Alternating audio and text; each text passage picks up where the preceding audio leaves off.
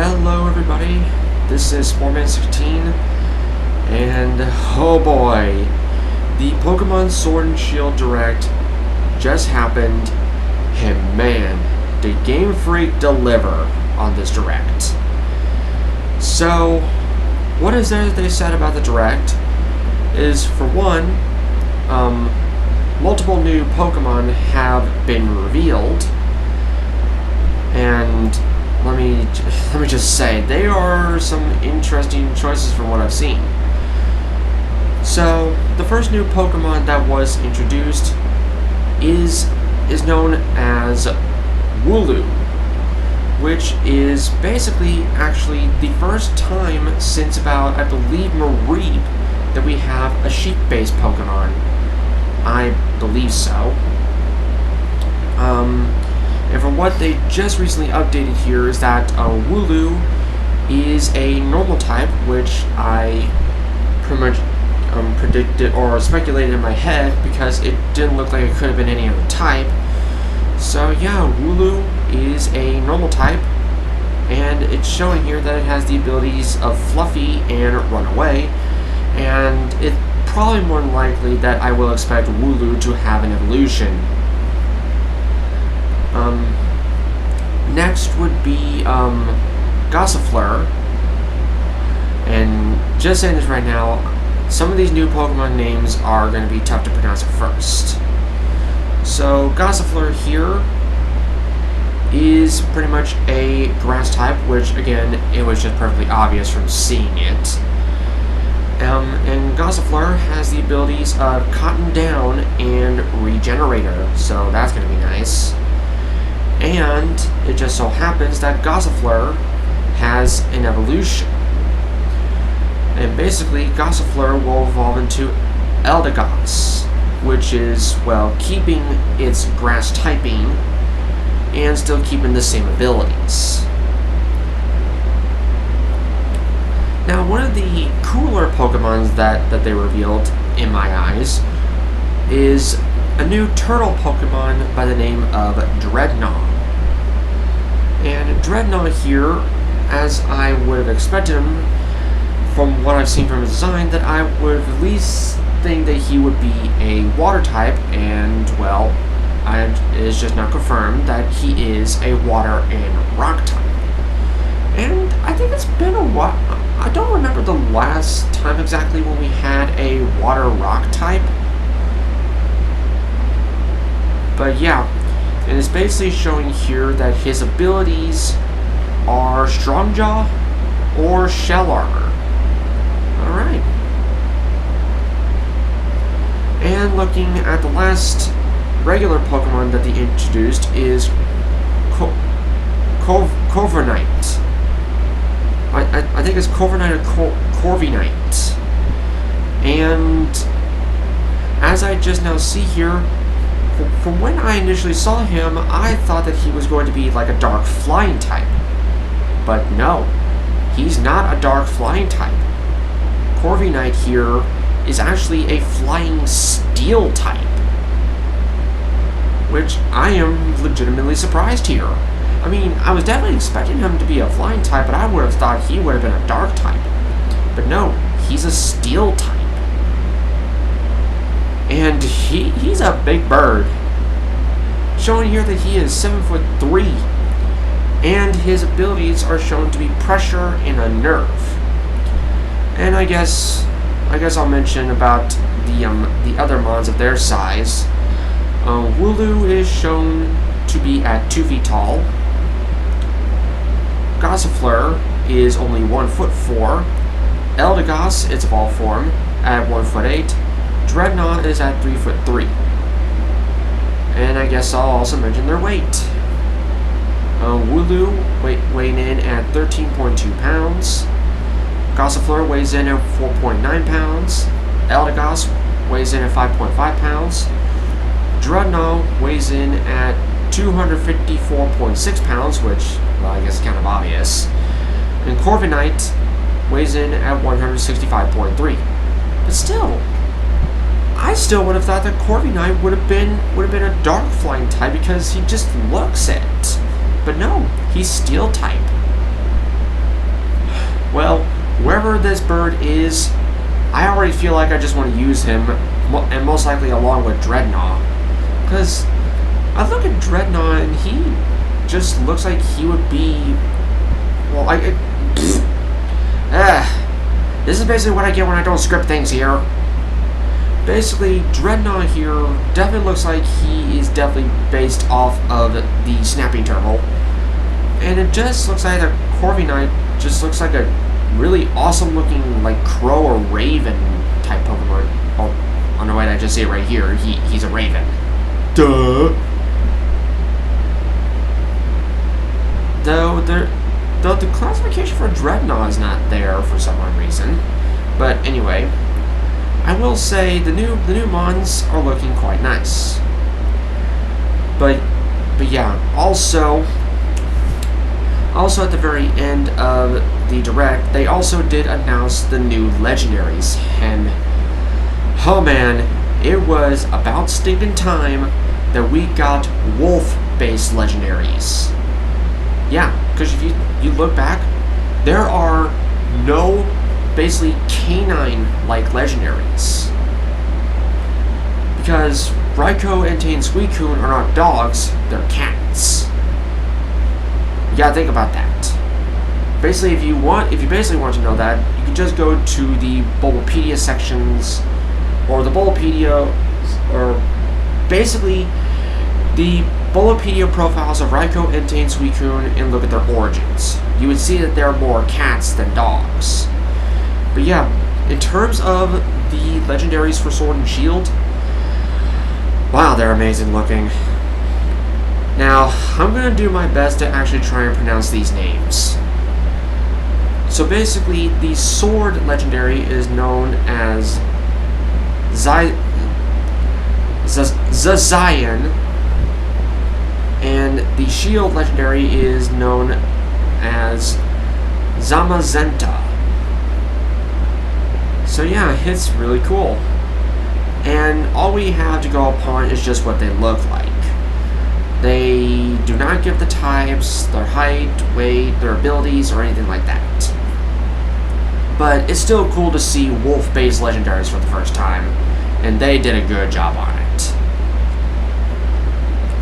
Now, for basically the other stuff that they have announced for Sword and Shield, is that for one, we got introduced to some important characters. Basically, we got the introduction to the Pokemon Professor, which is really cool to have another female professor known as Professor Mongolia, and it says that she is assisted by her granddaughter Sony.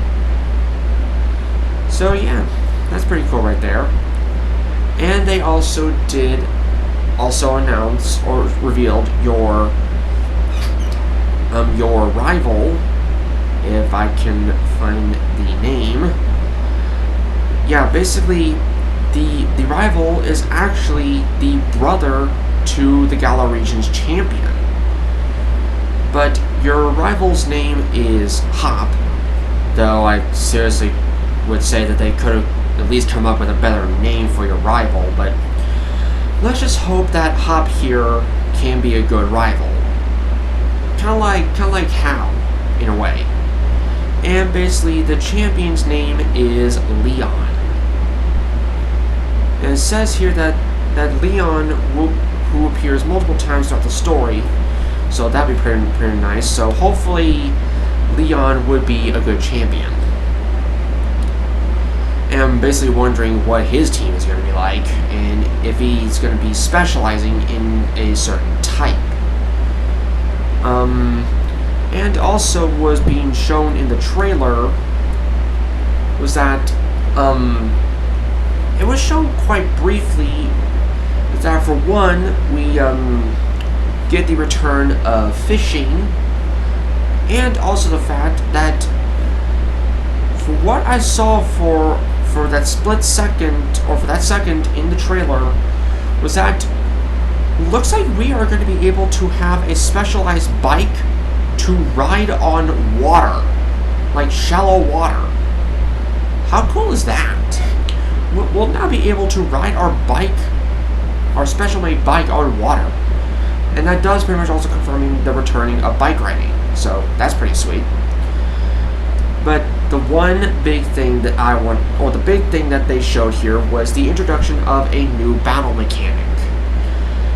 And oh boy, this is literally a big one. Because what they announced for a new battle mechanic is what's known as Dynamax. And what Dynamax is well, basically, Pokemon is literally going kaiju size. Like, I am not kidding.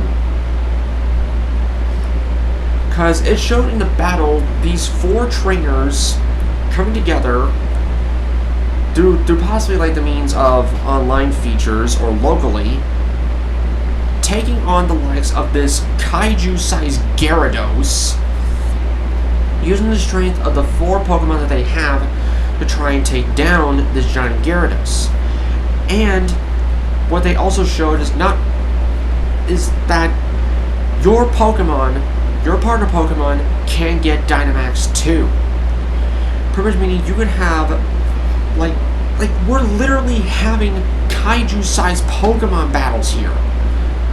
But there's basically the thing about Dynamax battles is that it can only be done once per battle, and it only lasts 3 turns. So it's basically all the matter of going kaiju at the right time. And what they also mentioned is that there's going to be a thing called Max Raid Battles, which was basically what was shown when those trainers took on the giant-sized Gyarados. Basically, Max Raid Battles are a multiplayer feature where players come together to face wild Dynamax Pokemon. And only one player can use a Dynamax Pokemon.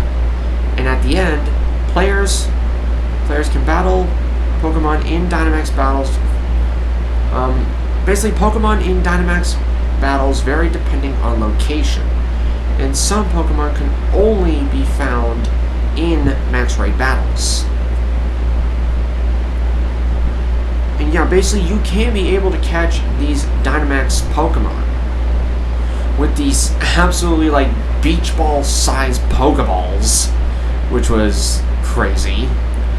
And the fact that those stadiums, if anybody doesn't know, that those stadium like areas are pretty much confirmed to be gyms, where you can battle gym leaders there, and basically Dynamax battles can happen in there too.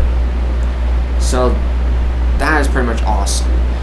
And not only that, when the Pokemon does go Dynamax, they basically now have these max powered attacks, which, let me tell you, when I saw the animation for those max attacks, oh my god, I was just blown away by the graphics of these moves. It's like you're getting like these really powerful moves here. It's just, I'm still getting my head wrapped around this. But yeah, basically, the Pokemon Sword and Shield Direct did not disappoint. And seeing as though that Cerebi here is just updated with the Dynamax feature here, yeah, basically what they're saying here is that Dynamax is a brand new feature activated in the menu when you're in certain areas such as stadiums. To Dynamax, you need to get a special Dynamax band item, and when you do, you can Dynamax your Pokemon. It lasts only 3 turns and can only be used once per battle. And when talking about max moves, stating here, when a Pokemon is Dynamaxed, their moves will turn into max moves. These moves vary depending on the type of move in the category. For example, status moves change into max guard, while damaging moves change into different moves based on their type with effects. And then pretty much with the max raid battles I was just mentioned, that max raid battles are a new feature where you can play with other players in order to take down a Dynamax Ball Pokemon. These Pokemon do not revert after 3 turns. Yeah, that's the thing about max raid battles. When taking on the Dynamaxed wild Pokemon, they will not revert back. They are permanent Dynamax until you catch them. I believe so. Yeah, basically, these Pokemon do not revert after 3 turns and have some more unique powers to them. And only one player can Dynamax their Pokemon and even the score. So that's how it is with that, with the Dynamax stuff. And oh boy, I definitely look forward to that. So yeah. Basically, the Pokemon Sword and Shield June 15, 2019 Direct did not disappoint, with introducing a few new Mons, introducing the Legendaries, bringing in a new battle mechanic, and for what was shown when the trainers were about to engage into a Dynamax raid battle, it was definitely showing that trainer customization is coming to Sword and Shield. So that's pretty cool. So I do believe that will pretty much do it for this talk about the Pokemon Sword and Shield Direct. What they will reveal next, I really don't know. Oh, right, and there is one more thing that I forgot, is that they also did officially announce the release date for Pokemon Sword and Shield. Basically, it's going to be a November release. I don't remember the exact day, but it is pretty much confirming that Pokemon Sword and Shield are going to be released in November. So make sure to be ready for that. So yeah, that will pretty much do it. So thank you all so much for watching, and I'll see you guys when, I believe most likely it'll be when I decide to upload my Gen 4 Pokemon I like. So I'll be seeing you guys then.